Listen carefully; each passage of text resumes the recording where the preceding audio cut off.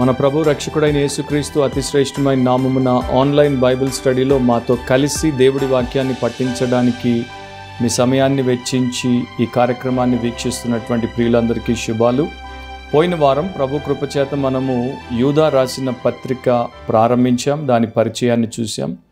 The ఎపిసల్ of Jude ఇంట్రొడక్షన్ని చూసాం. ఈ వారము మొదటి అధ్యయనం అంటే లెసన్ నెంబర్ 2 రెండవ పాఠము అండ్ వచనం వెంబడి వచనాన్ని అధ్యయనం చేయడానికి, స్టడీ చేయడానికి మనము ప్రారంభిస్తున్నాం. ప్రార్థనతో దీన్ని ప్రారంభిద్దాం. పరిశుద్ధుడవు అతి శ్రేష్ఠుడు అయిన మా దేవ, పరలోకమందున్న మా తండ్రి, మీ ప్రియ కుమారుడు రక్షకుడైన యేసుక్రీస్తుని బట్టి మిమ్మల్ని స్తుతిస్తున్నాం. పరిశుద్ధాత్మ కార్యమును బట్టి మిమ్మల్ని గణపరుస్తున్నాం. మీ వాక్యము కొరకు మీకు కృతజ్ఞులమై ఉన్నాం. యూదా రాసిన పత్రిక బైబిల్ స్టడీలో లెసన్ నెంబర్ 2లో రెండవ పాఠంలో మాకు మొదటి 2 వచనాల మీద మీ వాక్య భావమును, ఆధ్యాత్మిక సత్యములను నేర్పించండి.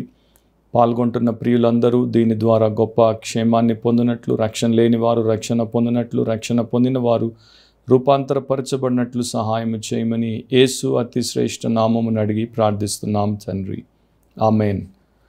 యూదా రాసిన పత్రికలో ఒకే అధ్యాయం ఉంటుంది. మొదటి 2 వచనాలు నేను చదువుతున్నాను.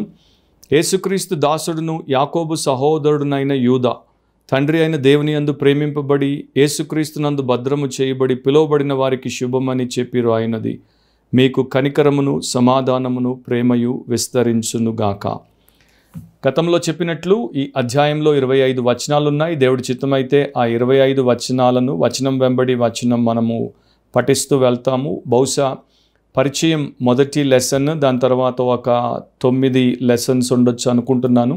ప్రార్థించి ఆ రకంగా నేను సిద్ధపడుతున్నాను. యూదా రాసిన పత్రిక బైబిల్ స్టడీలో 10 మెసేజెస్ లేక 10 లెసన్స్ మనము కలిగి ఉంటాం. యూదా ఆయన యొక్క పత్రికను రాసినప్పుడు యేసుక్రీస్తు ప్రభువులో ఉన్నటువంటి వారికి యేసుక్రీస్తు ప్రభుతో ఎలాంటి సంబంధం ఉంది అండ్ క్రీస్తు యేసునందు వారు ఏ రకమైనటువంటి అత్యున్నతమైనటువంటి ఆధిక్యతను కలిగి ఉన్నారో, ఆశీర్వదించబడినటువంటి స్థితిలో వారున్నారో దాని గురించి ఆయన ప్రారంభంలో తెలియపరిచాడు. ఈరోజు నా యొక్క లెసన్ టైటిల్ ఏంటంటే, ఈ పాఠం యొక్క అంశం ఏంటంటే, know who you are in Christ. క్రీస్తులో నీవు ఎవరవో తెలుసుకో. క్రీస్తులో నీవు ఎవరవో తెలుసుకో. చాలా ఏళ్ల క్రితము ఒక రైతు అడవిలోనికి వెళ్ళాడు. అక్కడ అడవిలో ఒక పక్షిరాజు బిడ్డను పైన ఉన్నటువంటి గూట్లో పెట్టి అది బయటికి పోయినప్పుడు ఎందుచేతో ఆ గూడు పడిపోవడం చేత ఆ పక్షిరాజు యొక్క పిల్ల కింద పడింది. ఈ రైతు దాన్ని తీసుకొని జాగ్రత్తగా ఇంటికి తీసుకుని వచ్చాడు. ఆయన ఇంటి వెనకాల చాలా పెద్ద చావడి, దాంట్లో ఆయన కొన్ని వందల కోడి పిల్లల్ని పెంచేవాడు. ఈ యొక్క పక్షిరాజు బిడ్డను కూడా, ఆ పిల్లను కూడా దాంట్లో విడిచిపెట్టాడు. వాటితో పాటు పెంచుతూ వస్తున్నాడు. అన్నీ పెరిగాయి, పెద్దవయ్యాయి, కోళ్ళు తిరుగుతూ ఉంటాయి, కోళ్ళు తింటూ ఉంటాయి. ఈ పక్షిరాజు కూడా వాటితో పాటు కోడిలాగే తిరుగుతోంది, తింటోంది. ఒక రోజున ఆ ప్రాంతానికి ఒక న్యాచురలిస్ట్ వచ్చాడు, అంటే సహజవాది. ఈ ప్రకృతిని ప్రేమించి, ప్రకృతిలో ఉండేటువంటి విషయాలను ప్రేమించి వాటి బాగోగులు చూసేటువంటి వ్యక్తి. ఆయన అక్కడికి వచ్చినప్పుడు ఆశ్చర్యపోయాడు. ఎందుకంటే కోడి పిల్లల మధ్యలో లేకపోతే కోళ్ల మధ్యలో ఒక పక్షిరాజు అంటే ఈగిల్ అక్కడ కోడిలాగా ప్రవర్తిస్తూ కనపడింది. వెంటనే ఆయన దాన్ని చేతుల్లోకి తీసుకొని ఈ రైతుతో చెప్పాడు, ఇది ఒక పక్షిరాజు ఈగిల్, దీన్ని ఇక్కడ కోళ్ల మధ్యలో పెంచుతున్నావేంటి అని. ఆయన చెప్పాడు, ఈ రకంగా దొరికింది, దాన్ని తెచ్చి దాంట్లో పెట్టాను, ఇక అది కూడా ఒక కోడి పిల్లలాగా అయిపోయింది, దానికి ఏం తెలుసు అన్నప్పుడు ఈ న్యాచురలిస్ట్ అన్నాడు, ఇది పక్షిరాజు హృదయమును కలిగి ఉన్నటువంటి జీవి. It has an eagle heart. కనుక దీన్ని మనము ఎగరవేసినప్పుడు ఎగురగలదు అని ఆయన చెప్తే ఈ రైతు వెంటనే దాన్ని నమ్మలేకపోయాడు. కాకపోతే ఈ న్యాచురలిస్ట్ ఆ పక్షిరాజుని చేతుల్లోనికి తీసుకొని దాంతో చెప్తున్నాడు, నీవు ఒక పక్షిరాజువు, నీ రెక్కలు చాపి వెనీల ఆకాశంలోనికి ఎగిరిపోమ్మని. దానికి అర్థం అవ్వట్లేదు. కాసేపు కన్ఫ్యూషన్లో ఉన్న తర్వాత అది ఆయన చేతుల్లో నుండి బయటికి దూకేసి మళ్ళా కోడి పిల్లలతో లేక కోళ్లతో తిరిగి ఆ యొక్క తిను బండారాల్ని ఏరుకోవడంలో పడిపోయింది.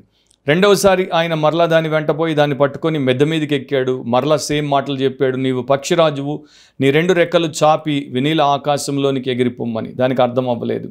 అది మరలా దూకిపోయే ప్రయత్నం చేసింది. ఇక చివరికి ఆయన పట్టు విడవకుండా దాన్ని ఒక ఎత్తైన పర్వతం మీదకి తీసుకుపోయి ఆ ఎత్తైన పర్వతం మీద దాన్ని ఎత్తుగా పైకెత్తి సూర్యుని వైపు చూపిస్తూ, నీవు ఒక పక్షి రాజువు, నీవు రెక్కలు చాపి పైన ఆ సూర్యుని వైపు ఎగిరిపోవాల్సినటువంటి జీవివి, నీవేంటి ఆ కోళ్ల మధ్యలో ఒక హీనాతిహీనమైనటువంటి బతుకుతున్నావు పో అని అన్నప్పుడు, అది సూర్యుని వైపు చూసినప్పుడు ఫస్ట్ టైం దాని ఒళ్ళు జలధరించింది. దాని తర్వాత దాని రెక్కలు చాపింది, అది పెద్ద కేకేసి ఎగిరిపోయింది. ఇక దాని తర్వాత అది మరలా ఎప్పుడైనా వచ్చుంటే బహుశా ఈ యొక్క కింద భూభాగానికి వచ్చి ఆ కోళ్ల ఫారం దగ్గరికి వచ్చి వాటిని చూసి నవ్వుకొని ఉండొచ్చు. కానీ అది ఎప్పుడు కూడా మరలా ఒక కోడిలాగా కోళ్ల మధ్యలో బ్రతకలేదు. నా ప్రియ క్రైస్తవ సహోదరి సహోదరులారా, యూదా పత్రికలో ప్రారంభ వచనాల్లో దేవుడు మనకు నేర్పించేటువంటి ఒక పారమార్థికమైనటువంటి సత్యం, చాలా శక్తితో కూడుకున్నటువంటి సత్యం ఏంటంటే, యేసుక్రీస్తునందు ఉచిత కృపా వరముగా దేవుడు మనకు రక్షణను అనుగ్రహించుటనే కాదు, దాంతోపాటు ఎన్నో ఆధిక్యతలను అనుగ్రహించాడు. వాటిని ఈ యొక్క పత్రికలో మొదటి 2 వచనాల్లో బ్రీఫ్గా క్లుప్తంగా మనం చూద్దాం. మొదటి వచనంలో మొదటి భాగాన్ని మీరు చూస్తే, యేసుక్రీస్తు దాసుడును యాకోబు సహోదరుడునైన యూదా అని ఆయన తనను తాను పరిచయం చేసుకుంటున్నాడు. లాస్ట్ లెసన్లో కూడా మనం దాని వివరాలు చూసాం కనుక నేను దాంట్లోనికి వెళ్ళను. కాకపోతే మొదటి పాయింట్ ఏంటంటే సింప్లిసిటీ.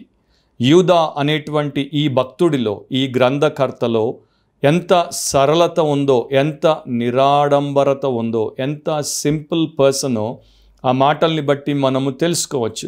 అపోస్తలులైన పౌలు పత్రికలు రాశాడు, అపోస్తలులైన పేతురు పత్రికలు రాశాడు.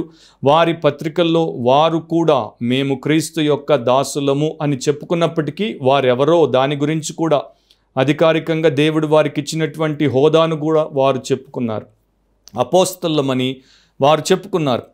నేను ఒక వచనాన్ని మీ దృష్టికి తీసుకుని వస్తాను. పేతురు రాసిన 2వ పత్రిక 1వ అధ్యాయము 1వ వచనంలో, యేసుక్రీస్తు దాసుడును అపోస్తలుడునైన సీమోను పేతురు అని ఆయన రాశాడు. కానీ యూదా తన పత్రికలో యేసుక్రీస్తు దాసుడును అని మాత్రమే రాశాడు. నేను అపోస్తలుడను అని రాయలేదు, నేను గొప్ప దైవజనుడను అని రాయలేదు, నేను ప్రభు అయినటువంటి యేసుక్రీస్తు యొక్క శరీర సంబంధిని, ఆయన కుటుంబీకుడను, ఆయన వంశస్థుడను, ఆయన యొక్క తల్లిదండ్రులకు తర్వాత నేను జన్మించినటువంటి వాడను, ఆయన యొక్క తమ్ముడను అని చెప్పలేదు. సో ఇక్కడ ఒక విషయాన్ని మనం గుర్తిస్తాం. ఒక మనిషి తన గురించి పరిచయం చేసుకున్నప్పుడు, ఒక మనిషి తన గురించి ఇతరులతో చెప్పుకున్నప్పుడు అతని వ్యక్తిత్వం ఏంటో ఆ మాటల్లో అతడు తనను తాను బయట పెట్టుకుంటాడు అనేది మరలా బైబిల్ సత్యాన్ని బట్టి మనం గ్రహించవచ్చు. యేసు క్రీస్తు యొక్క దాసుడను. క్రీస్తు అంటే అభిషిక్తుడు, అనాయింటెడ్, పంపబడినటువంటి అభిషిక్తుడు, మెస్సియా లేకపోతే మెషాయా. ఈయన మరి యూదులకి చాలా ప్రాముఖ్యమైనటువంటి వ్యక్తి. ఆయన మీద వారు ఎన్నో ఆశలు పెట్టుకొని ఉన్నారు. ఈయన ఏమంటున్నాడు? ఆ రకంగా పంపబడినటువంటి రక్షకుడికి నేను దాసుడను. I am a slave or a servant of Jesus Christ. And ఈ యొక్క మెస్సియాకి నేను ఎల్లప్పుడూ ఆయన యొక్క పని కోసం, ఆయన యొక్క పర్పస్ కోసం, ప్రణాళిక కోసం అందుబాటులో ఉండేటువంటి వ్యక్తిని. సో ఇక్కడ మొదటి పాయింట్లో మనం చూసేటువంటి మూల విషయం ఏంటంటే slave. I'm a slave of Jesus Christ అంటున్నాడు. సర్వెంట్కి స్లేవ్కి మధ్యలో వ్యత్యాసం ఉంది. సర్వెంట్ వాలంటరీ సర్వీస్ని చేస్తాడు, స్వచ్ఛందంగా సేవ చేస్తాడు, ఒక జీతం కోసం పనిచేస్తాడు, ఇష్టం ఉంటే చేస్తాడు, లేకపోతే మానుకుంటాడు. కానీ బానిస, స్లేవ్ ఆ రకంగా కాదు. ఇతడు పూర్తిగా యజమాని యొక్క సొమ్మై ఉన్నాడు. యజమానికి ఈ వ్యక్తి మీద పూర్ణ హక్కు, అధికారం ఉంటుంది. ఇష్టమున్నా లేకపోయినా యజమాని మెచ్చేటట్టు పని చేయాలి. యూదా భక్తుడు ఏమని రాశాడు? I'm not just a servant of Jesus Christ, I'm actually a slave of Jesus Christ. నేను యేసుక్రీస్తు యొక్క బానిసను అని చెప్తున్నాడు. సో శారీరక సంబంధం కన్నా ఆత్మీయ బంధానికి ఎక్కువ ప్రాధాన్యతనిచ్చినట్లు ఆ మొదటి వచనంలో మనకు కనబడుతోంది. లూకాసు వార్త 11వ అధ్యాయము 27-28 వచనాల్లో ఆయన ఈ మాటలు చెప్పుచుండగా, ఆ సమూహములోనున్న ఒక స్త్రీ ఆయనను చూచి, నిన్ను మోసిన గర్భమును నీవు కుడిచిన స్తనములను ధన్యములై ఉన్నవని కేకలు వేసి చెప్పగా, ఆయన అవును గాని దేవుని వాక్యం విని దానిని గైకొను వారు మరి ధన్యులని చెప్పెను. సో ఒక స్త్రీ ప్రభువుతో ఏమంటోంది? నిన్ను కన్న తల్లి, నిన్ను పెంచిన తల్లి ధన్యురాలు అని అన్నప్పుడు ఆయన అన్నాడు, నా కుటుంబీకులు నాకు దగ్గరవారు కాదు, ధన్యులు కాదు. నిజం చెప్పాలంటే దేవుడి వాక్యాన్ని విని దాని ప్రకారం బ్రతికేటువంటి వారే నిజంగా నాకు దగ్గరివారు, ధన్యులు అని చెప్పాడు. సో యూదా దాన్ని గమనించాడు కనుక ఆ రకంగా యేసు ప్రభు యొక్క ఆత్మ సంబంధిగా ఉండడానికి ఇష్టపడ్డాడు. ఓ భక్తుడు అన్నట్లు ఆయన తన పరిచయంలో ఏ గొప్ప ప్రగల్భాలు పలకలేదు, ఏ రకమైనటువంటి టైటిల్స్ని వాడలేదు, బిరుదుల్ని ఆయన వాడలేదు. జస్ట్ జూడ్, ఇంగ్లీష్లో జూడ్ అని ఉంటుంది కనుక జూడ్, తెలుగులో యూదా. ఆయన రెవరెండ్ జూడ్ అని కానీ, పాస్టర్ జూడ్ అని కానీ, జూడ్ బీడీ ఎన్టీహెచ్ పిహెచ్డి అని కానీ, లేక ప్రొఫెసర్ జూడ్ అని కానీ వాడలేదు. జస్ట్ జూడ్, యూదా అని మాత్రమే ఆయన చెప్పాడు. సో ఈయన ఎవరైతే ఈ సేవకుడి మాటలు రాశాడో ఆయన ఇంకొక సేవకుడిని ప్రస్తావించినప్పుడు, కోట్ చేసినప్పుడు ఏమంటాడు, ఆ సేవకుడు ఈ రకంగా అన్నాడంట, the church is being destroyed by degrees. ఈ రోజున చాలామంది ఈ డిగ్రీలను పెట్టుకుని మేం ఫలానా, మేము ఇంత గొప్ప, మేము అంత గొప్ప అని చెప్పి సంఘాన్ని నాశనం చేస్తున్నారు అని ఇంకొక సేవకుడు చెప్పిన మాటల్ని ఆయన ప్రస్తావించాడు. సో యూదాలో ఎలాంటి ఆడంబరత లేదు, ప్రగల్భాలు లేవు, ఆయన తను తాను పెంచుకునేటువంటి ప్రయత్నము చేయలేదు. ప్రభు అయిన యేసుక్రీస్తు యొక్క పాద దాసునిగా, ఒక పేద సేవకునిగానే ఆయన మనకిక్కడ కనబడుతున్నాడు. అండ్ గ్రీక్లో మీరు యూదా అనేదాన్ని లిటరల్గా తీసుకుంటే యూదాస్ అనేటువంటి పేరు, ఇంగ్లీష్లో దాన్ని జూడాస్ అని అంటాము. సో ఇక్కడ ఇంకో విషయాన్ని గమనించవచ్చు. అందరికన్నా పెద్ద విశ్వాస భ్రష్టుడు లేక మత భ్రష్టుడు, అపాస్టేట్ ఎవరు అంటే యూదా ఇస్కరియోత్, జూడస్ ఇస్కారియట్. అండ్ ఈయన పేరేంటి? యూదా.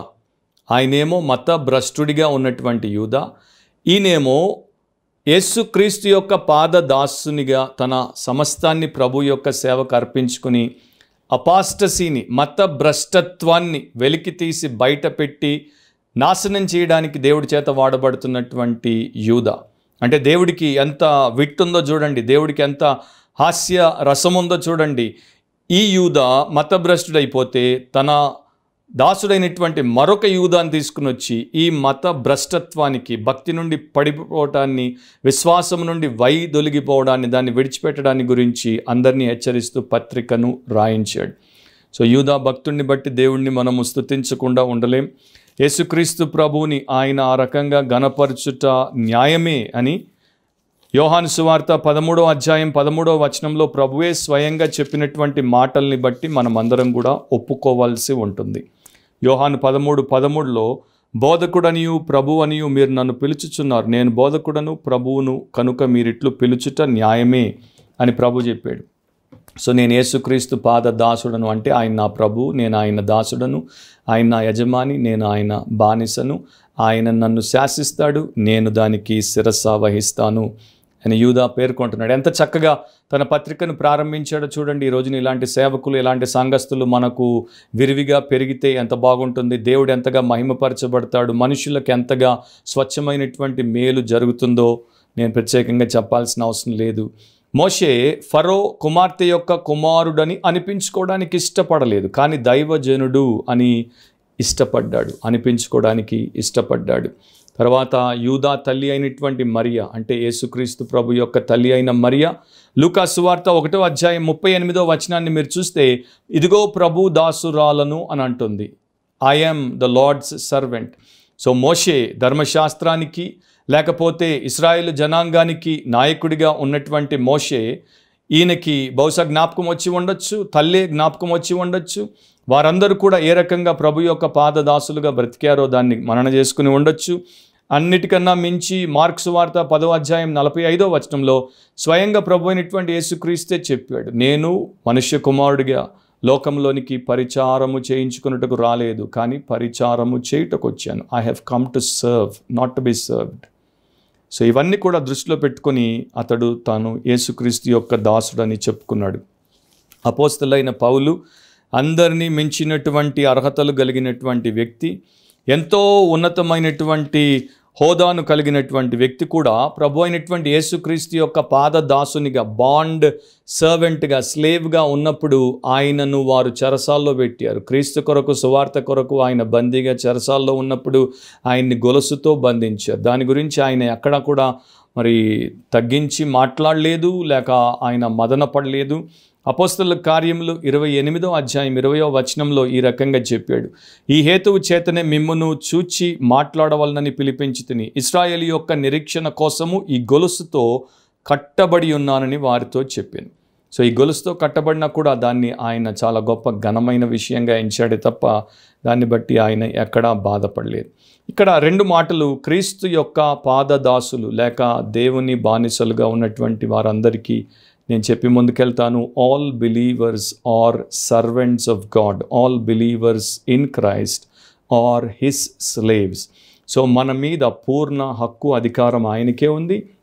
నీవు రక్షించబడి యేసు రక్తము చేత కడుగబడి కొనబడి దేవుడి కొరకు ఒక ప్రతిష్ఠించబడినటువంటి జనముగా ఉంటే నీ మీద పూర్తి అధికారం ప్రభు అయిన యేసుక్రీస్తుకే ఉంది.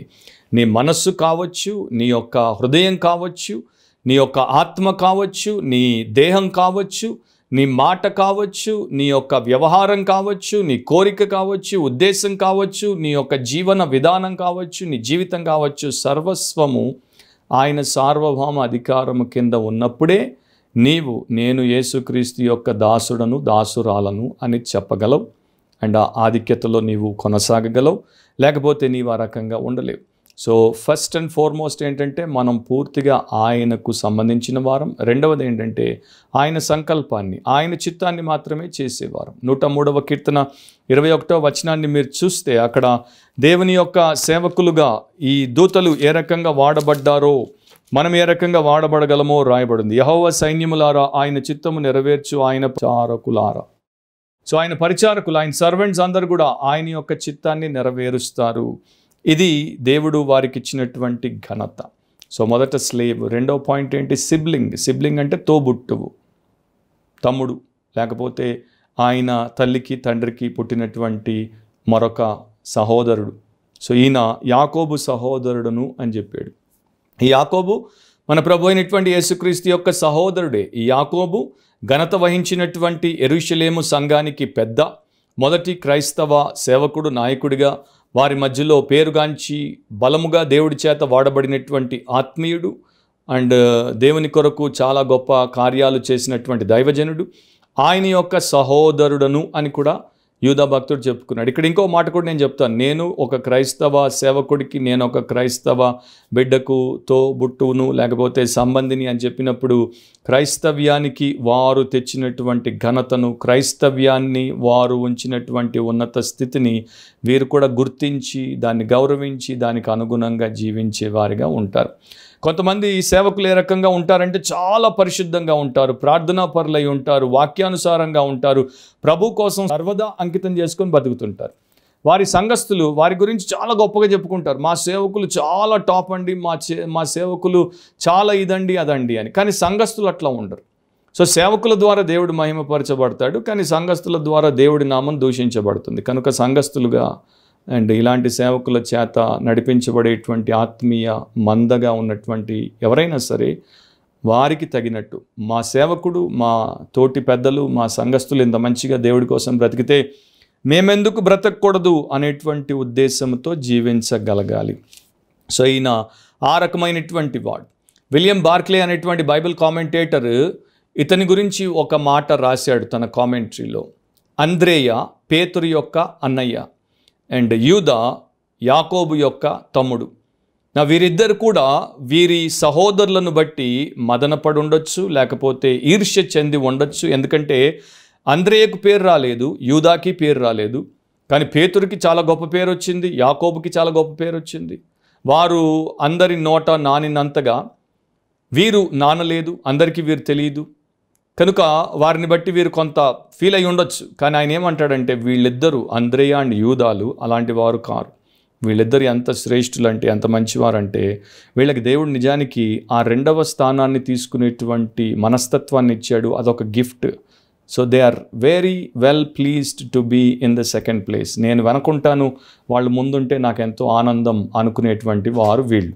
అండ్ ఈరోజున ఇలాంటి వారు మనకు తగ్గిపోతున్నారు, అరుదైపోతున్నారు. మేమే ముందుండాలి, అందరినీ వెనకేసి తొక్కాలి అనుకునేటువంటి వారు ఎక్కువైపోతున్నారు. సో ఈ పాఠం కూడా మనం నేర్చుకుంటే మేలు. సెకండ్ పాయింట్, మెయిన్ పాయింట్ ఏంటంటే స్పిరిచువాలిటీ, ఆయన ఆత్మీయత. మొదటిది యూదా యొక్క సింప్లిసిటీ. రెండవది స్పిరిచువాలిటీ. ఆయన ఎంత ఆత్మీయుడో అండ్ ఆయన ద్వారా దేవుడు మనందరికీ ఆత్మీయ సత్యాలు ఎలా నేర్పించదలిచాడో దీంట్లో మనము తెలుసుకుంటాం. గత పాఠంలో నేను చెప్పాను, యూదా ఎవరికి ఈ పత్రిక రాశాడో మనకు స్పష్టంగా తెలియదు. ఒక స్థానిక సంఘం లేక కొన్ని సంఘాలకు అయి ఉంటుంది. కానీ 3 ఆయన డిస్టింక్ట్ క్యారెక్టరిస్టిక్స్ని అంటే లక్షణాలను ఇక్కడ ఇచ్చాడు. ఎవరికి ఈ పత్రిక రాయబడిందో, ఎవరికి రాయబడింది, రిమార్కబుల్ డిస్క్రిప్షన్స్ అన్నమాట 3. అవేంటి? ఇక్కడే తండ్రి అయిన దేవుని యందు ప్రేమింపబడి, యేసుక్రీస్తునందు భద్రము చేయబడి, పిలువబడిన వారికి. సో తండ్రి అయిన దేవుని యందు ప్రేమింపబడ్డారు, ఆర్ కొన్ని ట్రాన్స్లేషన్స్లో పరిశుద్ధపరచబడిన వారు, అండ్ యేసుక్రీస్తునందు భద్రము చేయబడిన వారు, పిలువబడినటువంటి వారు. దాన్ని కూడా మనం క్లుప్తంగా చూసుకుంటూ వెళ్దాం. మొట్టమొదటిది ఏంటంటే పాత మ్యానుస్క్రిప్ట్స్లో పరిశుద్ధపరచబడి అనేటువంటిది రాయబడిందని, తర్వాత వచ్చినటువంటి మ్యానుస్క్రిప్ట్స్లో ప్రేమింపబడి అని రాయబడిందని బైబిల్ థియోలాజియన్స్ అండ్ పండితులు దాని గురించి అభిప్రాయాన్ని వ్యక్తపరిచారు. ఎక్కువ మంది మరి దీన్ని శాంక్టిఫైడ్ అని తీసుకుంటారు, కొందరు ఆఫ్ కోర్స్ దీన్ని లవ్డ్ అని తీసుకుంటారు, ప్రేమింపబడి అని తీసుకుంటారు. రెండింటిని కూడా నేను మీ ముందు పెడతాను, మీరు ఎలా తీసుకున్నా కూడా ప్రాబ్లం లేదు. కాకపోతే పరిశుద్ధపరచబడి అండ్ ప్రేమింపబడి అన్నట్టుగా మనం చూసుకుంటూ పోదాం. యెషయాలో రాయబడినటువంటి 3 లక్షణాల గురించే యూదా ఇక్కడ తన పత్రికలో ప్రస్తావించాడు. యెషయాలో ఇశ్రాయేలీయులు ఏ రకంగా దేవుని యందు పరిశుద్ధపరచబడి, భద్రపరచబడి అండ్ పిలువబడ్డారో అదే ప్రకారం దీన్ని క్రైస్తవులకు వర్తింపజేసి ఆయన చెప్తున్నాడు, వారు కూడా ఆ రకంగానే మరి దేవుని యందు ఉన్నారని. 1 కొరింథీ 1:2 ప్రకారము కొంతమంది దీన్ని పరిశుద్ధపరచబడిన అనేటువంటి దానికి అనుగుణంగానే తీసుకుంటారు. ఏమని రాయబడింది? కొరింథీలోనున్న దేవుని సంఘమునకు అనగా క్రీస్తు యేసునందు పరిశుద్ధపరచబడిన వారై పరిశుద్ధులుగా ఉండుటకు అని రాయబడింది. సో క్రీస్తు యేసునందు పరిశుద్ధపరచబడిన వారై, అపోస్తలులైన పౌలు అందరినీ అంటే క్రీస్తుకు సంబంధించిన వారిని క్రీస్తునందు, ప్రభునందు అని ఆయన పలకరిస్తూ ఉంటాడు. ఇక్కడ మాత్రము మనము దేవుని యందు పరిశుద్ధపరచబడి లేక దేవుని యందు ప్రేమింపబడి అనేది మనం చదువుతున్నాం. సో దీనికి కూడా ఒక గొప్ప బలమైనటువంటి కారణం ఉంది, దాన్ని మనం చూస్తాం. అయితే ఓల్డ్ టెస్టిమెంట్లో శాంక్టిఫైడ్ పవిత్రపరచబడుట, పరిశుద్ధపరచబడుటను గురించి మనం చదివి నేర్చుకుంటాం. ఉదాహరణకు నిర్గమాకాండం 19వ అధ్యాయం 23వ వచనంలో ఆ పర్వతమును దేవుడు పవిత్రపరిచాడు. నిర్గమాకాండం 40వ అధ్యాయం 10-11 వచనాల్లో బలిపీఠాన్ని, గంగాలాన్ని ఆయన పవిత్రపరిచాడు. 1 తిమోతి 4వ అధ్యాయం 5వ వచనంలో ప్రార్థనాపూర్వకంగా మనము ఆహారాన్ని తీసుకుంటే అది పవిత్రపరచబడుతోంది అని రాయబడి ఉంది. సో అనేకమైనవి పవిత్రపరచబడ్డం మనకి తెలుసు. అండ్ ఇక్కడ దేవుని ప్రజలు దేవుని కొరకు, దేవుడు పరిశుద్ధుడు గనుక వారిని ఆయన తన ప్రణాళిక చొప్పున రక్షించి పవిత్రపరుస్తాడు, పరిశుద్ధపరుస్తాడు.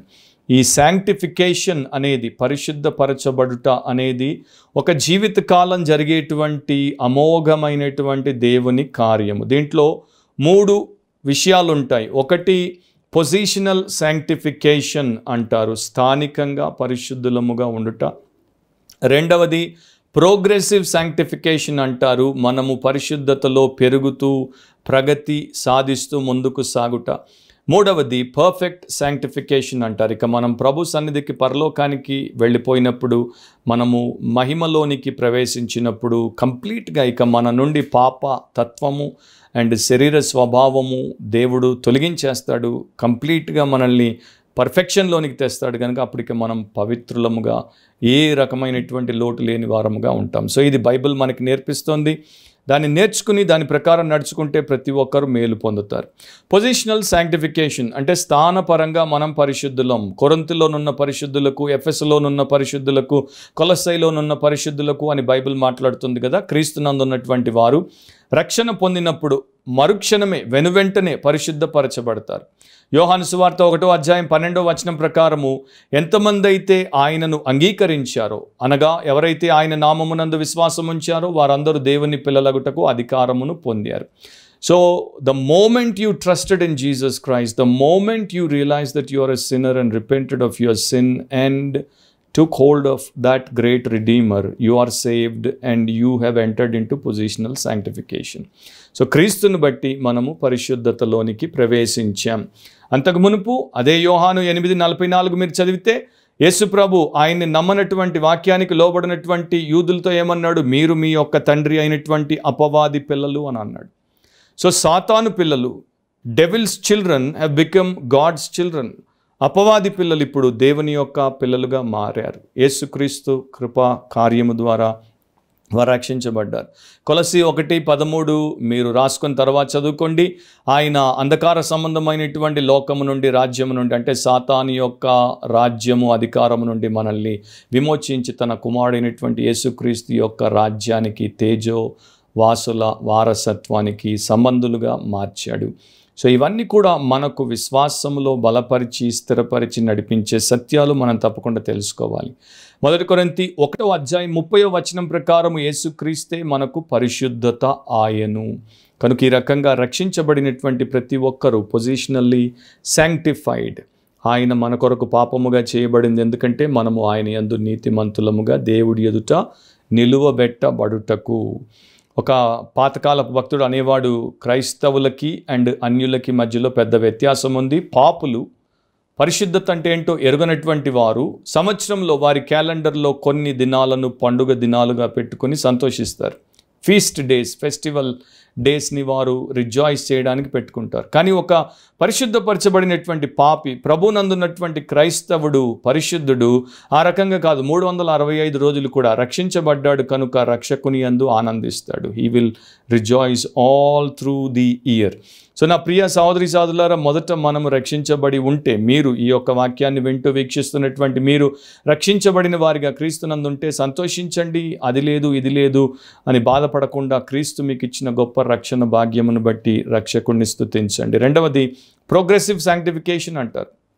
అంటే అభివృద్ధి చెందుతూ మన రక్షించబడినప్పటి నుండి మొదటి సంవత్సరం, 10వ సంవత్సరం, 25 సంవత్సరాలు ఎంతకాలం నీవు రక్షించబడి రక్షకుడితో నడుస్తూ వచ్చావో ఆయనలాగా మారుతూ ఉంటావు, ఆయన పోలికల్లోనికి పెరుగుతూ ఉంటావు.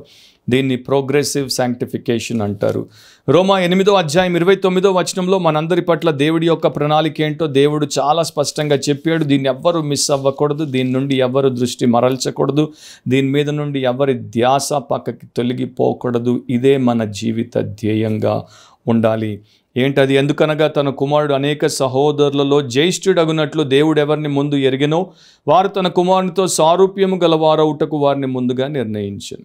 సో యేసుక్రీస్తు యొక్క సారూప్యము గలవారమగునట్లు దేవుడు మనల్ని నియమించాడు. ఒకే రోజున మనం అందరం యేసు ప్రభులాగా అవ్వము. 1 సంవత్సర కాలంలో, 10 సంవత్సరాల్లో అవ్వము. మనకు దేవుడు లోకంలో ఎంతకాలం అయితే జీవించడానికి ఇచ్చాడో అంతకాలం ఆ రకంగా మనం ముందుకు దాంట్లో అభివృద్ధి చెందుతూ ఉంటాం. ఆయనకు, ఆయన కార్యానికి మనల్ని మనం అంకితం చేసుకుంటే. సో ఈ యొక్క అభివృద్ధి పదంలో మీరున్నప్పుడు ఏం జరుగుతుంది? రోమా 6:19 చదువుతున్నాను.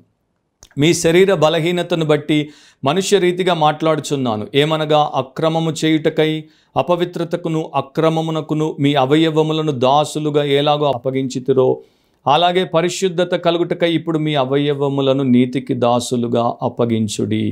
మొదట్లో మీకు నీతికి దాసులుగా అప్పగించడానికి మీ ఆర్గన్స్ని, మీలో శక్తి లేదు. అప్పుడు పాపం మీ మీద ప్రభుత్వం చేసింది. కానీ ఇప్పుడు మీరు పాపం ప్రభుత్వం కింద లేరు, ప్రభు అయిన యేసుక్రీస్తు ప్రభుత్వం కిందకు వచ్చారు కనుక ఆయన మీకు అధికారాన్ని ఇచ్చాడు. సో మీరు డిసైడ్ చేస్తే మీరు మీ యొక్క ఆర్గన్స్ని దేవుడికి డివోట్ చేసి హోలీగా బ్రతకొచ్చు. 22 కూడా అయినను ఇప్పుడు పాపము నుండి విమోచింపబడి దేవునికి దాసులైనందున పరిశుద్ధత కలుగుటయే మీకు ఫలము, దాని అంతము నిత్య జీవం.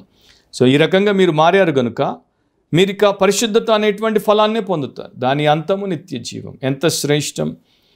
పరిశుద్ధాత్ముడు మనల్ని ఈ రకంగా సిద్ధపరచడానికి నిరంతరము పని చేస్తూనే ఉంటాడు. రీజనరేషన్, రక్షించబడుట, రూపాంతరము చెందుట, ఇది దేవుని కార్యక్రమంలో ప్రధానమైన అంశాలు. అండ్ మనందరికీ తెలిసినటువంటి విషయం ఏంటంటే, ఒక చిన్న పసికందు పుట్టినప్పుడు ఒకప్పటి పెద్దలు ఏమనేవారంటే, he is man in miniature. అంటే చిన్నగా ఉన్నటువంటి మనిషి వాడు, చిన్న సైజులో ఉన్నటువంటి మనిషి వాడు అనేవారు.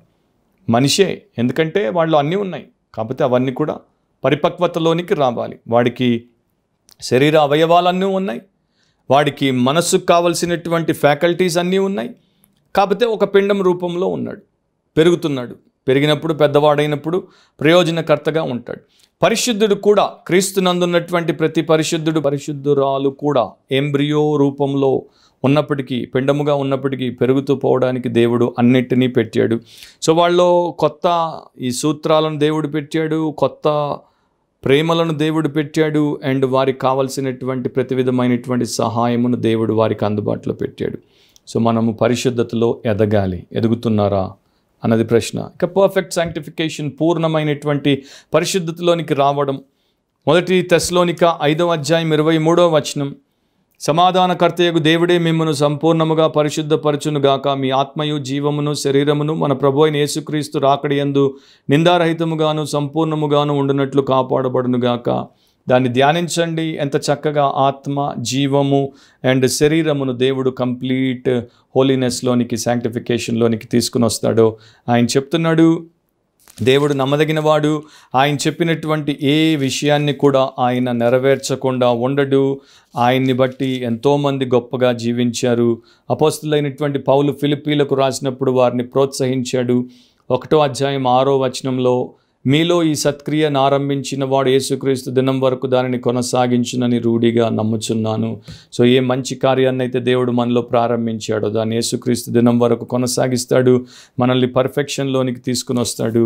ఇక యేసు రొమ్మున ఆనుకున్నటువంటి భక్తుడైనటువంటి యోహాను కూడా ఏ నిరీక్షణను ఆయన రాసినటువంటి వారికి రాశాడో చూడండి. 1 యోహాను 3:2 ప్రకారము, ప్రియులారా, ఇప్పుడు మనం దేవుని పిల్లలమై ఉన్నాము, మనం ఇక మీద ఏమవుదుమో అది ఇంకా ప్రత్యక్షపరచబడలేదు. కానీ ఆయన ప్రత్యక్షమైనప్పుడు ఆయన ఉన్నట్లుగానే ఆయనను చూతుము గనుక ఆయనను పోలియుందుమని ఎరుగుదుము.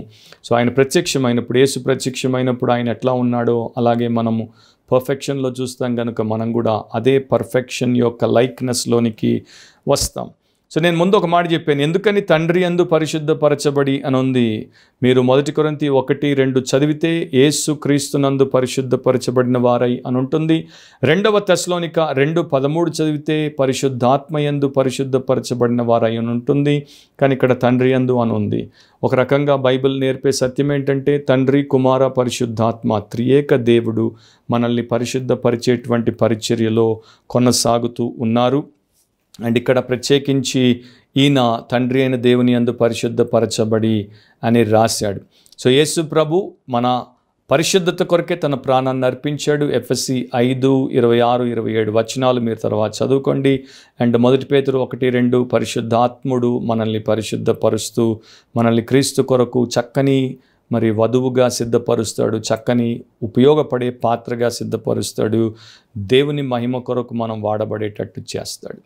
ఆది క్రైస్తవ సమయంలో అంటే ఎర్లీ చర్చ్ పీరియడ్లో సెల్సస్ అనేటువంటి ఒక క్రీస్తు విరోధి క్రైస్తవ్యాన్ని వ్యతిరేకించాడు. అతడు ఈ రకంగా చెప్పేవాడు, మీ మందిరం అది ఒక విలన్ల డెన్, అంటే అక్కడ అందరూ విలన్లు తయారవుతారు, మరి ప్రతి విధమైనటువంటి అనైతిక జీవితాన్ని జీవించే విలన్లు మీ మందిరాల్లో తయారవుతారు అని వాడు చెప్పినప్పుడు దానికి చర్చ్ ఫాదర్, ఆయన పేరు ఆరిజన్, ఆయన ఈ రకంగా జవాబిచ్చాడు, మా మందిరాలు చెడ్డవారిని, దుష్టులను పెంచి పోషించవు. మా మందిరాలు చెడ్డవారిని, పాపులను తీసుకొని వారిని మంచివారిగా, పరిశుద్ధులుగా ప్రభు కృప చేత మారుస్తాయి.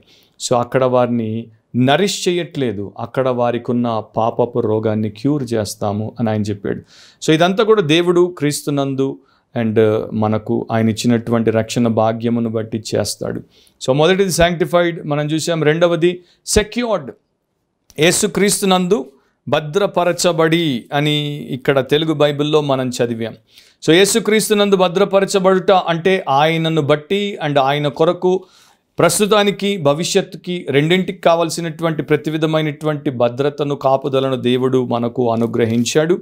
దాన్ని నేను వీలైనంత వరకు చెప్తున్నాను, ఇంకా లోతుగా చెప్తే మన గంట దాటిపోతుంది. మిగతాది మీరు స్వయంగా కొంత కృషి చేసి ధ్యానించుకోవచ్చు. ఈ పాటికి నేను ఎక్కువ వచనాలు మీకు ఇస్తున్నాను అన్నది కూడా మీరు గమనించే ఉంటారు, ఎందుకంటే ఇది కొంత ఇన్డెప్త్ బైబిల్ స్టడీ, లోతైన బైబిల్ అధ్యయనం. జాన్ 17:12, యోహాను 17:12, నేను వారి యొద్ద ఉండగా నీవు నాకు అనుగ్రహించిన వారిని నీ నామమందు కాపాడుతిని, నేను వారిని భద్రపరిచితిని కనుక లేఖనము నెరవేరినట్లు నాశన పుత్రుడు తప్ప వారిలో మరి ఎవడను నశింపలేదు అని ప్రభు చెప్పాడు. సో ప్రధాన యాజకుని యొక్క ప్రార్థనలో ఆయన ఏం చేశాడో మనకి తెలుస్తుంది. సో క్రీస్తు యేసు తన యందున్నటువంటి క్రైస్తవులను, దేవుడి పిల్లలను కాపాడుతూనే ఉంటాడు. కునుకక నిద్రపోక కాపాడేటువంటి దేవుడు మనకున్నాడు. ముగ్గురు అపోస్తలు, ఆ అపోస్తల్లో మొదటి ఆయన అపోస్తలైన పౌలు, తర్వాత ఆయన అపోస్తలైన పేతురు, ఆ తర్వాత అపోస్తలైన యోహాను ఈ ప్రిజర్వేషన్ ఆఫ్ ద సెయింట్స్ గురించి, పరిశుద్ధులు పరిరక్షించబడుట, భద్రపరచబడటం గురించి ఎంత శ్రేష్టంగా వారి యొక్క పత్రికల్లో రాశారో నేను ఒక్కొక్క మాట చదువుతాను. జాగ్రత్తగా మీరు వాటిని వినండి, నోట్ చేసుకోండి.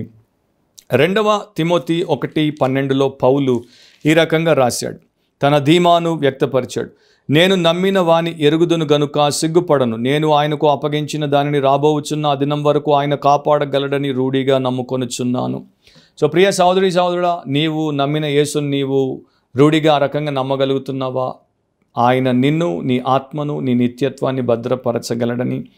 తర్వాత పేతురు, 1 పేతురు 1:5 తెలుగు బైబిల్లో అంతా కలిసి ఉంటుంది. కావలసిన భాగాన్ని నేను చదువుతాను. ఏ రకంగా రాశాడో వినండి. ఆయన రకంగా రాశాడు. విశ్వాసము ద్వారా దేవుని శక్తి చేత కాపాడబడు మీ కొరకు ఆ స్వాస్థ్యం పరలోకమందు భద్రపరచబడి ఉన్నది. సో మీరు విశ్వాసమును బట్టి అండ్ దేవుని శక్తి ద్వారా కాపాడబడుచున్నారు. ఇక 1 యోహాను 5:18 భక్తుడైనటువంటి అపోస్తులైనటువంటి యోహాను ఏం రాశాడు చూడండి. దేవుని మూలముగా పుట్టినవాడు ఎవడను పాపము చేయడని ఎరుగుదుము. దేవుని మూలముగా పుట్టినవాడు తన్ను భద్రము చేసుకొనును కనుక దుష్టుడు వాని ముట్టడు.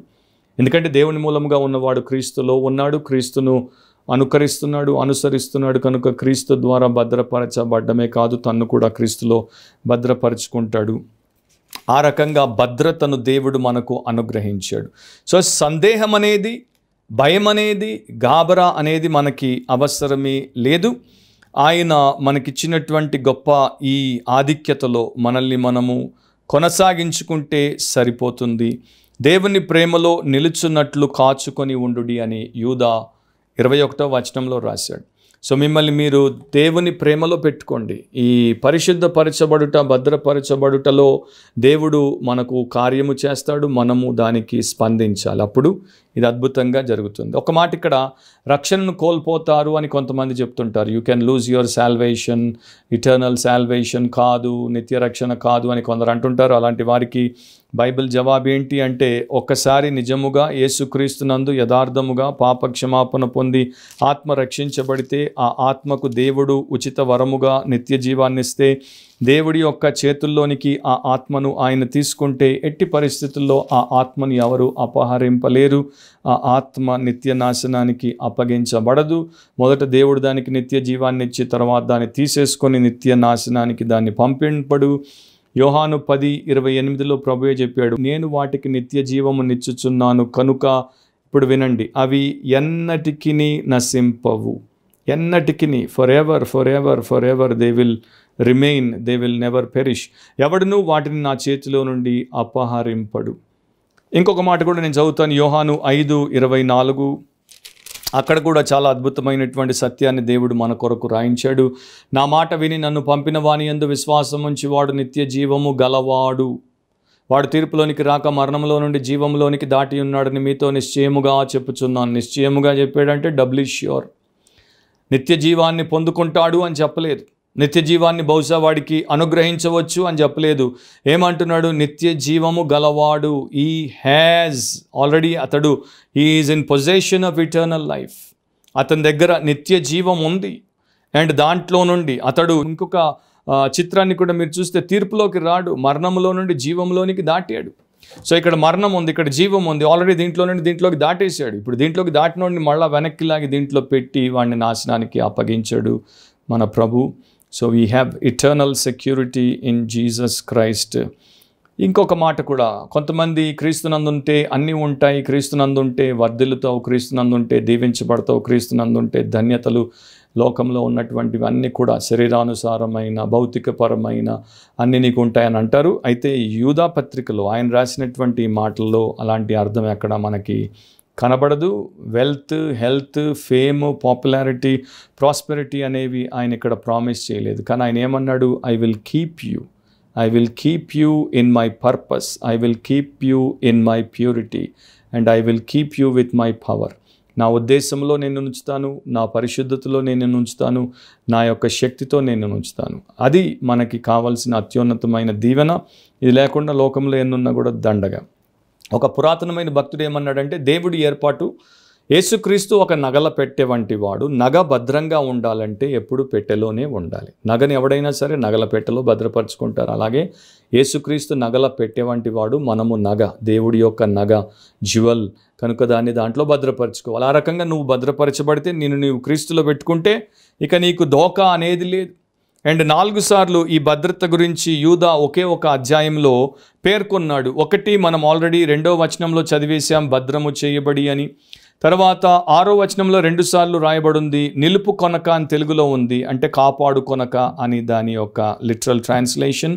తర్వాత భద్రము చేసెను అని ఇంకొకసారి చూస్తున్నాం. సో ఇక్కడ 1, 2, 3 టైమ్స్ వచ్చింది. దాని తర్వాత మరలా 4th టైం ఎక్కడ మీరు చూడొచ్చు అంటే 24వ వచనంలో, తొట్టిల్లకుండా మిమ్మును కాపాడుటకును. So 4 times in this small epistle we are told by God that we are kept by God's power in Jesus Christ. Alexander, ఆయన ప్రపంచాన్ని జయించినటువంటి రాజు, చక్రవర్తిగా పేరుగాంచాడు. ఆదమరిచి చిన్నపిల్లవాడిగా నిద్రపోయేవాడు. ఎప్పుడు చూసినా ఆయన చుట్టూ శత్రువులు, ప్రమాదాలు పొంచి ఉన్నప్పటికీ, ప్రాణాపాయ స్థితులు ఉన్నప్పటికీ ఆదమరిచి నిద్రపోయేవాడంట. సో ఒక ఆయన వచ్చి ఆయన అడిగాడంట, రాజా నీవు ఇంత భద్రంగా, ఇంత భయం లేకుండా ఆదమరిచి ఒక చిన్న బిడ్డగా ఎట్లా నిద్రపోతున్నావు అంటే ఆయన చెప్పాడు, అలెగ్జాండర్ చెప్పాడు. ఏం చెప్పాడు? ఎంతవరకు అయితే పర్మానియో నన్ను కాపాడుతాడో అంతవరకు నేను ఆదమరిచి నిద్రపోతాను. పర్మానియో అలెగ్జాండర్ యొక్క నమ్మదగినటువంటి సన్నిహితుడు. సో అతడు నన్ను కాపాడుతున్నాడు కనుక నేను హాయిగా నిద్రపోతాను. నా ప్రియ సోదరుడు, మనల్ని కునుకొక్క నిద్రపోక కాచి కాపాడు గొప్ప దేవుడు ఉన్నాడు. పర్మానియోలు ఎంతమంది ఉన్నా కూడా మనం కాపాడబడకపోవచ్చు, కానీ పరలోకమందున్న తండ్రి కన్ను ఆర్పకుండా కాపాడుతున్నాడు. మన భద్రతకు ఏ రకమైనటువంటి డోకా లేదు. ఇక 3rd పాయింట్ ఏంటంటే సమ్మండ్ అంటే కాల్డ్, పిలువబడ్డారు అని ఉంది కదా, పిలువబడిన వారికి. సో మనమందరం కూడా పిలువబడ్డాం. మనందరికీ తెలుసు యేసుక్రీస్తు సువార్త పిలుపునిచ్చాడు మత్తయి 11:28లో. తర్వాత ఆత్మీయ ఆకలితో, ఆత్మీయ దాహార్తితో, అంటే ఆత్మీయ న్యూనత, ఆత్మీయ శూన్యతతో బాధపడుతున్నటువంటి వారికి యోహాను 7:37లో చెప్పాడు, దప్పికొన్న వారు నా దగ్గరికి వచ్చి మీ దాహాన్ని తీర్చుకోవచ్చని. పదే పదే బైబిల్లో మనం చూస్తున్నాం. దేవుడు మనుషులను పిలవాలి, పిలుస్తాడు, పిలిచాడు, రక్షణ కొరకు పిలిచాడు, రూపాంతరం కోసం పిలిచాడు. అండ్ ఏ రకంగా పిలుస్తాడు? తన వాక్యము ద్వారా ప్రధానంగా పిలుస్తాడు.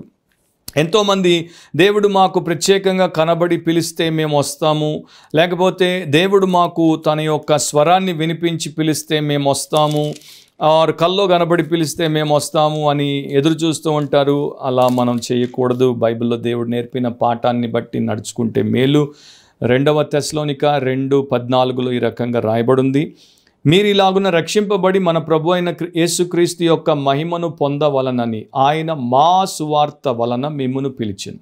అపోస్తలుడైన పౌలు రాస్తున్నాడు, మా సువార్త ద్వారా దేవుడు మిమ్మల్ని పిలిచాడు. ఎందుకు? మన ప్రభు అయిన యేసుక్రీస్తునందు రక్షింపబడి మహిమ పొందాలని.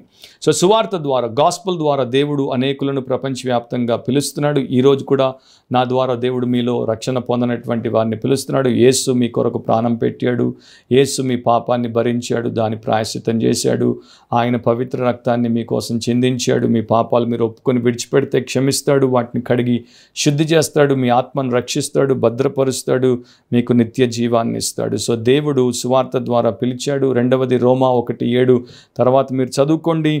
ఆయన యొక్క సంబంధులముగా ఆయనతో మనము అనుబంధం చేయబడి పరిశుద్ధంగా ప్రణాళిక కొరకు జీవించుటకు ఆయన మనల్ని పిలిచాడు. అండ్ 3వది యోహాను 10లో యేసుప్రభు చెప్పాడు, నా గొర్రెలు నా స్వరం వింటాయి. కనుక ఆయన స్వరాన్ని వినేటువంటి స్థితిలో మనం ఎప్పుడూ ఉండాలి. అది మంచిది. ఆ రకంగా ఉంటే తప్పకుండా ఆయన చెప్పేదాన్ని మనం వింటూ ఆయనకు విధేయత చూపే వారంగా ఉంటాం. ఓల్డ్ టెస్టిమెంట్లో కీర్తన 27:8వ వచనంలో చాలా చక్కని మాట ఉంటుంది. మనందరం కూడా దీన్ని మనస్కరించి దీనికి అనుగుణంగా జీవిస్తే మనం ఎంతో మేలును పొందుతాం. కీర్తన 27:8, నా సన్నిధి వెదకుడని నీవు సెలవీయగా యెహోవా నీ సన్నిధి నేను వెదకదనని నా హృదయం నీతో అనెను. దావీదు కీర్తన అంటున్నాడు, దేవుడు నా సన్నిధి వెతకమని చెప్పగానే దావీదు, అవును ప్రభువా, నీ సన్నిధి నేను వెతుకుతాను, నా హృదయము దానికోసమే తహతహలాడిపోతుంది. సో దేవుడు మాట్లాడగానే, పిలవగానే మనం ప్రతిస్పందించడం ఎంత బాగుంటుంది. యెషయా 6వ అధ్యాయము 8వ వచనం అందరికీ తెలిసిందే. అప్పుడు నేను ఎవని పంపెదను, మా నిమిత్తం ఎవడు పోవునని ప్రభు సెలవీయగా వింటిని. అంతటా నేను చిత్తగించుము, నేనున్నాను, నన్ను పంపుమనగా. సో దేవుడు పిలిస్తే వెంటనే పలికాడు అండ్ నన్ను పంపమని యెషయా అంటున్నాడు. సో మొదట్లో 27వ కీర్తనలో డివోషన్, నన్ను వెతకమని దేవుడు అన్నాడు. వెతుకుతాను ప్రభువా, నా హృదయం దానికోసమే పరిగాపుడు కాస్తోంది అని దావీదు అన్నాడు. నా కోసం ఎవరు పోయి పరిచయం చేస్తారంటే నేనున్నాను ప్రభువా, పంపితే పోతానన్నాడు. సో ఫస్ట్ పార్ట్ ఏంటి? డివోషన్. సెకండ్ పార్ట్ ఏంటి? Duty. So God calls us to devotion and duty. ప్రతి క్రైస్తవుడిని దేవుడు మొదట భక్తి కోసం, తర్వాత ఆయన యొక్క సేవ కోసం పిలుస్తాడు. భక్తి లేకుండా సేవ చేస్తే సర్వనాశనం, అండ్ సేవ లేని భక్తి ఎందుకు పనికిరాని వృధా అతిశయం. సో దేవుడి యొక్క పిలుపుని గురించి ఇంకా మీరు చాలా నేర్చుకోవచ్చు. నా సమయాన్ని బట్టి నేను ఇక్కడ నుండి ముందుకు సాగిపోతాను. ఒక భక్తుడు మరి కామెంటేటరీ రకంగా చెప్పాడు, ఆ పిలుపు అనేటువంటి పదంలో, గ్రీక్ పదంలో 3 అర్థాలు ఉన్నాయి. ఒకటి, దేవుడు పిలిచినప్పుడు మరి ఒక పని కోసము, లేక ఒక హోదా కోసము, ఒక కర్తవ్యం కోసం పిలుస్తాడు. క్రైస్తవులందరూ కూడా క్రీస్తునందు దేవుడి చేత ఆయన యొక్క పనులు చేయడానికి పిలువబడ్డారు. ఎప్పుడు మర్చిపోవద్దు, క్రీస్తు సేవ కోసం పిలువబడ్డారు, మర్చిపోవద్దు. రెండవది, ఒక పండుగకు, ఒక విందుకు దేవుడు పిలుస్తాడు. సో క్రీస్తునందు ఉన్నటువంటి వారు సన్యాసులు కారు, విశ్వాసులు, వారికి దేవుడు గొప్ప సదావకాశాలు ఇచ్చి వారు క్రీస్తు యొక్క అతిథులుగా సంబరాలు చేసుకోవడానికి దేవుని యొక్క చిత్తంలో, ఏర్పాట్లో వారు ఉంటే వాటిని వారు అనుభవిస్తారు. ఈ సంతోషాన్ని లోకం ఇవ్వలేదు. మూడవది ఏంటి? ఒక వ్యక్తిని తీర్పుకి అండ్ ఒక వ్యక్తిని లెక్క అప్పజెంపడానికి పిలుస్తాడు. సో ఇది క్రీస్తు సంబంధులందరూ కూడా ఆ యొక్క బేమా సీట్, అంటే క్రీస్తు న్యాయాధిపతి పీఠం ఎదుట ఒక రోజున మనము కూడి లెక్క చెప్పాలి. న్యూ టెస్టిమెంట్ని మీరు జాగ్రత్తగా చదువుకోండి. ఎందుకు పిలువబడ్డామనేవి అనేకం రాయబడ్డాయి. అదే ఒక పెద్ద బైబిల్ స్టడీ అయిపోతుంది. ఓల్డ్ టెస్టిమెంట్లో నోవా కాలంలో నోవా ద్వారా దేవుడు అనేకుల్ని పిలిచాడు, కానీ అందరూ స్పందించలేదు. కేవలము 8 మంది మాత్రమే ఓడలోనికి వచ్చి రక్షించబడ్డారు. లోతు కాలంలో అందరినీ ఆయన పిలిచాడు, రక్షణ పొందమని చెప్పాడు, తీర్పు వస్తోందని హెచ్చరించాడు, కానీ 3 మాత్రమే బయటికి వచ్చారు. ఆ తరువాత మీరు చూస్తే 6 లక్షల మంది పురుషులు అండ్ స్త్రీలు, పిల్లలు ఐగుప్తులో నుండి దేవుడి పిలుపును బట్టి మోషే నాయకత్వం కింద బయటకు వచ్చారు. మిగతా వారందరూ కూడా ఎర్ర సముద్రంలో కొట్టుకుపోయారు. అయినప్పటికీ విచారం ఏంటంటే, ఇంతమంది బయటకు వచ్చిన 2 మాత్రమే, యెహోషువ, కాలేబులు మాత్రమే వాగ్దాన భూమిలోనికి ప్రవేశించారు. గిద్యోనుతో మేము కూడా పోరాడతామని 32,000 మంది మనుషులు వచ్చారు, కానీ చివరికి 300 మందే యుద్ధము చేసి జయాన్ని సాధించారు. ప్రభు చెప్పినట్టు, many are called but few are chosen. అనేకులు పిలువబడ్డారు, కానీ కొందరే ఎంచుకోబడ్డారు. ఈరోజు నీవు పిలువబడుతున్నావేమో, ఆర్ ఆల్రెడీ నీవు పిలువబడినా కూడా ఇంకా నీవు ప్రతిస్పందన లేకుండా ఉన్నావేమో. ముగింపులో ఆయన చెప్పినటువంటి శుభవచనం, గ్రీటింగ్ ఏంటి అంటే సీల్డ్ అని దానికి నేను సబ్ హెడ్డింగ్ ఇచ్చాను, టైటిల్ ఇచ్చాను. సీల్డ్ అంటే ఈ 3 చేత దేవుడు మిమ్మల్ని ముద్రించేశాడు. ఏంటా 3? మీకు కనికరమును, సమాధానమును, ప్రేమయు విస్తరించునుగాక. కనికరము, సమాధానము, ప్రేమ విస్తరించునుగాక. ఫుల్ కెపాసిటీతో, కంప్లీట్ అండ్ టోటల్గా దేవుడు వాటిని మీకు మల్టిప్లై చేయునుగాక. ఇక్కడ కూడా ఒక్కొక్క మాట చెప్పేసి నేను ముగించేస్తాను. Believers are special people in Christ. విశ్వాసులు, క్రీస్తునందు ప్రత్యేకించబడిన వారు, వారి పట్ల దేవుడి ప్రేమ, దేవుడి కృప, కనికరం, సమాధానం, కార్యం అవిశ్వాసుల పట్ల ఉన్నట్టు ఉండదు. వారికి దేవుడు సహజమైనవి, న్యాచురల్, జనరల్ థింగ్స్ని ఇస్తాడు, కానీ మనకి స్పెసిఫిక్ అండ్ స్పెషల్ థింగ్స్ని ఏర్పాటు చేసి పెట్టాడు. తన కుమారుడికి ఒక తండ్రి పెట్టడం వేరు, పక్కింటి పిల్లోడికి ఒక పక్కనింటి వాడు పెట్టడం వేరు. ఆ వ్యత్యాసం మీకు తెలుసు. సో 3 విషయాలు చెప్పాడు. ఒకటేమో కనికరం గురించి, దేవుడు కనికరాన్ని మనం పొందుకుంటాం. అండ్ న్యూ టెస్టిమెంట్ టీచింగ్లో మీరు జాగ్రత్తగా గమనిస్తే ఎక్కడెక్కడ అబద్ధ బోధ, మత భ్రష్టత్వం, విశ్వాసమును విసర్జించి వైదొలిగిపోవడం గురించి నేర్పబడిందో అక్కడక్కడ కనికరం అనే పదాన్ని లేక ఆ విషయాన్ని న్యూ టెస్టిమెంట్లో వాడబడ్డం ఆసక్తికరమైనటువంటి విషయం. ఇట్స్ ఎ రేర్ గ్రీటింగ్, కనికరం. తర్వాత మీరు రాసుకొని చదువుకోండి. 1 తిమోతి 1:2లో, 2 తిమోతి 1:2లో, 2 యోహాను 3లో, ఈ ముగ్గురు కూడా, ఈ 3 పత్రికల్లో కూడా అబద్ధ బోధను ఖండించడం, దాన్ని బహిర్గతం చేయడం చూస్తాము. అండ్ ఇక్కడే కనికరం గురించి శుభవచనముగా ప్రస్తావించడాన్ని కూడా చూస్తాం. పేతురు తన పత్రిక, మొదటి పత్రిక 1:3లో కూడా రాశాడు. అండ్ తీర్పును గురించి కూడా ఇది మనకు సూచిస్తోంది 2 తిమోతి 1:16-18. కనుక దీనికి ఒక స్పెషాలిటీ ఉందన్నమాట. అబద్ధ బోధలు జరుగుతున్నటువంటి సమయంలోనే కొంతమంది తెలిసి తెలియక దాని బారిన పడి తర్వాత బుద్ధొచ్చి ప్రభు పాదాలు పట్టుకొని క్షమాపణ పొందితే వారికి కనికరము లభిస్తుంది. మనిషి ఎందుకు సృజించబడ్డాడు? ఒక పురాతనమైనటువంటి గాథ ఉంది. దేవుడు తన పరలోకపు సభలో, మరి ఆయన దగ్గర 3 దేవదూతలు ఉన్నారంట, పరిచారకులు. జస్టిస్, ట్రూత్, మర్సీ, అంటే న్యాయము, సత్యము, కనికరం. సో వారిని పిలిచి అడిగాడంట, నేను మనిషిని చేయాలనుకుంటున్నాను, నా పోలికలో చేయొచ్చా అని. వెంటనే జస్టిస్, న్యాయము అనేటువంటి దూత ముందుకొచ్చి, ఓ దేవా, ఎట్టి పరిస్థితుల్లో మనిషిని నువ్వు చేయకూడదు, ఎందుకంటే వాడు తప్పక నీ ఆజ్ఞలను అతిక్రమిస్తాడు, పాపము చేస్తాడు, వాడిని చేయవద్దు అన్నాడు. తర్వాత ట్రూత్, సత్యం ముందుకొచ్చి ఆ సత్యం చెప్పాడంట, ఓ దేవా, మనిషిని ఎట్టి పరిస్థితుల్లో నువ్వు చేయొద్దు, వాడిని చేస్తే వాడు తప్పకుండా నీ సత్యాన్ని అసత్యంగా మారుస్తాడు, నీ యొక్క సభను వాడు అపవిత్రపరుస్తాడు. కానీ కనికరము ఆ రకంగా కాకుండా, కనికరం వచ్చి దేవుడి ముందు మోకరిల్లి దేవుడితో విన్నవించుకున్నాడు. కనికరము ఏమని? కన్నీళ్లతో, ఓ ప్రభువా, తప్పకుండా నీవు అనుకున్న దాన్ని నీవు చేయి, నీ చిత్తము నెరవేర్చు. ఆ మనిషి ఒకవేళ అపవిత్రమైన, ఆ మనిషి ఒకవేళ పాపం చేసి దారి తప్పినా, నేను అతన్ని మరలా నీ దగ్గరికి తీసుకుని వస్తాను, అతన్ని చీకట్లో నుండి నీ వెలుగులోనికి తీసుకుని వస్తాను అని కనికరం చెప్పినప్పుడు దేవుడు మనిషిని సృజించాడంట. సృజించిన తర్వాత ఆ మనిషితో అన్నాడంట, O man, thou art the child of mercy. నీవు కనికరపు పుత్రుడవు, అంటే నా దగ్గర కనికరం పొందడానికే నేను నిన్ను సృజించాను. నీవు నా దగ్గర కనికరం పొందినట్లు పోయి ఇతరులకు నీవు కనికరము చూపు అని చెప్పాడు. This is an old Jewish legend. Peace గురించి మాట్లాడాడు, సమాధానం. సో మన చుట్టూ అల్లకల్లోలం జరుగుతున్నా, మనకు చుట్టూ అబద్ధ బోధలు పేట్రేగిపోతున్నా, మన చుట్టూ భయాందోళనమైనటువంటి పరిస్థితులున్నా, మనం మాత్రము క్రీస్తునందున్నటువంటి నిరీక్షణను బట్టి, క్రీస్తునందున్నటువంటి నిజ సత్యాన్ని బట్టి, దేవుని శక్తిని బట్టి, దేవుని ప్రణాళికను బట్టి నెమ్మదిగా ఉండొచ్చు, సమాధానంగా ఉండొచ్చు. చాలామంది మరి గాబరా పడిపోతుంటారు, అబద్ధ బోధ పెరిగిపోతుంది, అబద్ధికులు పెరిగిపోతున్నారు, మోసాలు ఎక్కువైపోతుంది, దగాకోర్లు పెరిగిపోతున్నారు. మరి సంగతి ఏంటి? అది ఇది అఫ్కోర్స్ అవన్నీ మనకి సహజంగా వచ్చే విషయాలే. కానీ వాటి విషయంలో మనము కదిలించబడకుండా నెమ్మదిగా ఉండడానికి దేవుడు సహాయం చేశాడు. ఇక్కడ మీరు నెక్స్ట్ లెసన్స్లో చూస్తాం ఎంత తీవ్రమైన పదజాలాన్ని ఆయన వాడాడో. మరి వారు నశించిపోతారని 5వ వచనంలో మీరు చూస్తే నాశనము చేసెను అనే పదాన్ని చూస్తాం, పదాలని చూస్తాం. 6లో వారందరూ తీర్పు కొరకు కటికి చీకట్లో నిత్య పాశములతో బంధించబడి ఉన్నారని రాశాడు. 7లో నిత్యాగ్ని దండన అనుభవించచ్చు అని రాశాడు. ఇలా కఠినమైన మాటలు రాశాడు. సో అబద్ధ బోధలు, అబద్ధ బోధకులు, అబద్ధపు మోసాల గురించి గాబరా పడొద్దు. వారికి ఖచ్చితంగా శిక్ష వస్తుంది, కఠినమైన శిక్ష వస్తుంది. కటిక చీకట్లో వారు శిక్షించబడతారు. కాకపోతే మనం నెమ్మదితో ఉందాం, నిరీక్షణతో ఉందాం, అండ్ ఇతరులను సత్యం వైపు నడిపిద్దాం.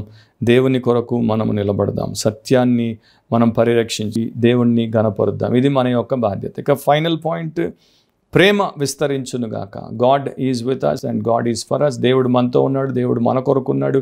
ఆయన ప్రేమ అయి ఉన్నాడు కనుక ఆయనలో మనము కట్టబడుతూ, ఆయనలో మనము కాచబడుతూ, ఆయనలో కొనసాగుతూ ఉంటే దానికన్నా గొప్ప ధన్యత లేదు.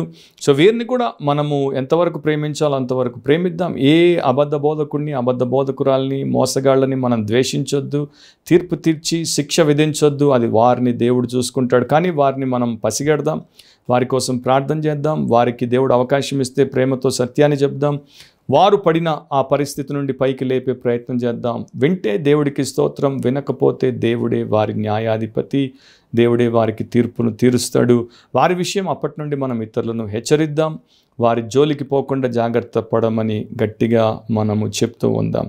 సో ఇది మన మొదటి ఈ యొక్క 2 వచనాల్లో, అంటే సెకండ్ లెసన్లో మనము చూడగలిగింది.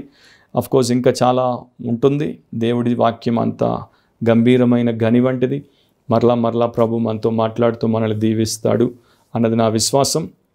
ప్రతి వారం ఎవ్రీ థర్స్డే గురువారం దేవుడి చిత్తమై ఆయన బలపరుస్తూ ఉంటే దీన్ని మేము అప్లోడ్ చేస్తాం. అప్లోడ్ చేసిన తర్వాత మీరు తప్పక దీన్ని మిస్ అవ్వకుండా మీ బైబిల్తో ఒక పుస్తకంతో నింపాదిగా ఫోన్ ఆఫ్ చేసి కూర్చోండి. ఒక గంట సేపు దేవుడి సన్నిధిలో దేవుడి స్వరం, దేవుడి సత్యం మీరు ఫుల్గా ఆస్వాదించి మీ జీవితాన్ని పవిత్రపరచుకోండి, పటిష్టపరచుకోండి. అండ్ సత్యము కొరకు ఆయన చెప్పినట్టు విశ్వాసము కొరకు, బోధ కొరకు పోరాడేటువంటి వారిగా తయారవ్వండి. దేవుడు అలాంటి కృప మనందరికీ అనుగ్రహించునుగాక.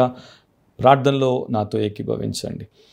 ప్రేమ స్వరూపుడు అయిన మా దేవా, మరొకసారి మీరు ఇచ్చిన ఈ మంచి సమయం, మంచి వాక్యమును బట్టి మీ కృతజ్ఞతలు. మేము ఈ వాక్య పరిచర్య, ఆన్లైన్ బైబిల్ స్టడీ, ఆన్లైన్ వాక్య పఠన ద్వారా మేలు పొందుట కృప దయచేయండి. దీన్ని మేమందరం వాడుకోవడానికి, ఇంకా అనేకులకు దీన్ని మేము షేర్ చేసి వారికి మేలు చేయడం కృప సహాయం చేయమని, ఇంతవరకు చేసిన సహాయాన్ని బట్టి మీకు వందనాలు. ఎవరైతే ఈ విషయాల్లో సరిగ్గా ఇప్పటిదాకా లేరో వారు వారి పాపములు ఒప్పుకొని విడిచిపెట్టి క్షమించబడి శుద్ధి చేయబడి ఈ రకంగా కట్టబడుటకు సహాయం చేయమని, మాకిచ్చిన కృపను బట్టి, క్రీస్తును బట్టి, దేవుని యందు పరిశుద్ధపరచబడి, ప్రేమింపబడి, క్రీస్తునందు భద్రపరచబడి, కాపాడబడి, కనికరం, సమాధానం, ప్రేమతో పొంగిపారుతున్నటువంటి ప్రతి ఒక్కరిని బట్టి స్తుతిస్తూ యేసు పరిశుద్ధ నామమును అడిగి ప్రార్థిస్తున్నాం తండ్రి. ఆమేన్. ప్రభు అయిన యేసుక్రీస్తు యొక్క కృప, తండ్రి అయిన దేవుని ప్రేమ, పరిశుద్ధాత్మ దేవుని నిత్య సహవాసం అండ్ సంరక్షణ ఇప్పుడు ఎల్లప్పుడూ సదాకాలము సంఘానికి అండ్ క్రీస్తు యేసు శిష్యులందరికీ తోడైండునుగాక. ఆమేన్. సో మరొక బైబిల్ స్టడీలో మనం కలుసుకునేంత వరకు ప్రభు మిమ్మల్ని కాపాడునుగాక. ఆమేన్.